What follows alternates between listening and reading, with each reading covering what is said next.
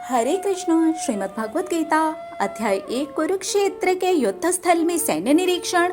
श्लोक 35वां। एतान्न हन्नोमिच्छामि न तोऽपि मधुसूदन अपि त्रैलोक्यराज्यस्य हेतोः किं नु मही कृते। अर्जुन कहते हैं, नहीं चाहिए मुझे तीनों लोकों का राज्य।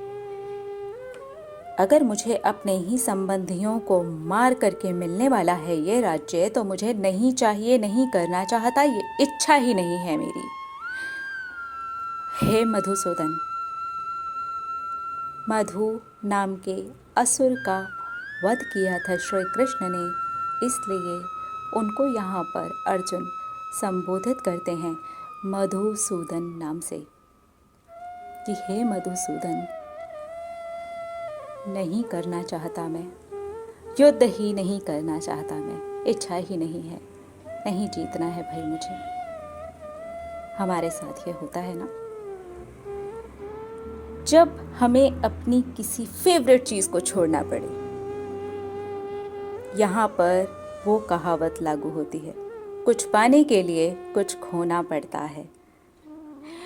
जैसे मान लीजिए कि मुझे वजन घटाना है, लेकिन मुझे मिठाई बहुत पसंद है, मीठा बहुत पसंद है, कैलोरीज से भरा होता है, तो मुझे अच्छा पतला सुडौल शरीर पाने के लिए मीठे का त्याग करना पड़ेगा, है ना। बस ये छोटे से एग्जाम्पल से बड़ी सी बात समझ सकते हैं हम। इसी तरह से और भी बहुत सारी ऐसी इच्छाएं होती हैं जो हम पर हावी हो जाती हैं, बहुत सारी ऐसी आदतें होती हैं जो हम पर हावी हो जाती हैं, बहुत ऐसी प्रिय चीज़ होती है, प्रिय इंसान होता है, प्रिय वस्तु होती है, प्रिय जॉब होती है जो हम पर हावी हो जाती है।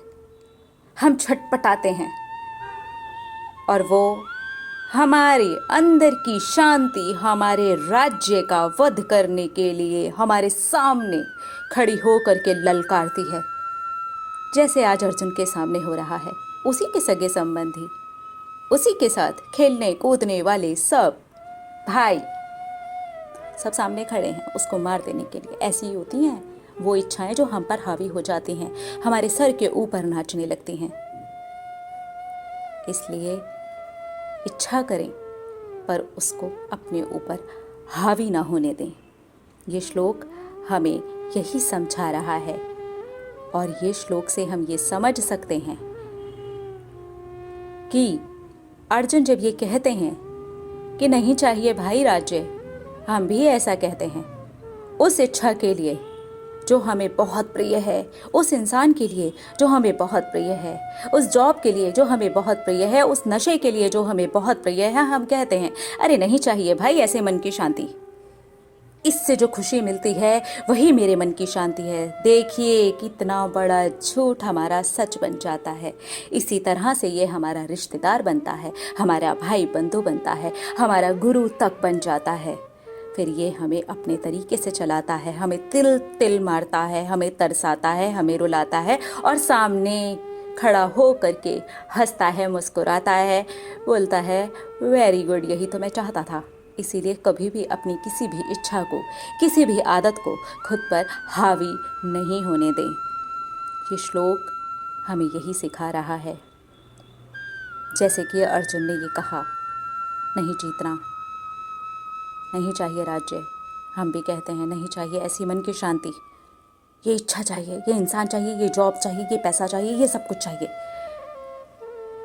सच में शांति को त्याग करके हम उस चीज़ के साथ भी खुश रह सकेंगे, ये सोचना ज़रूरी है।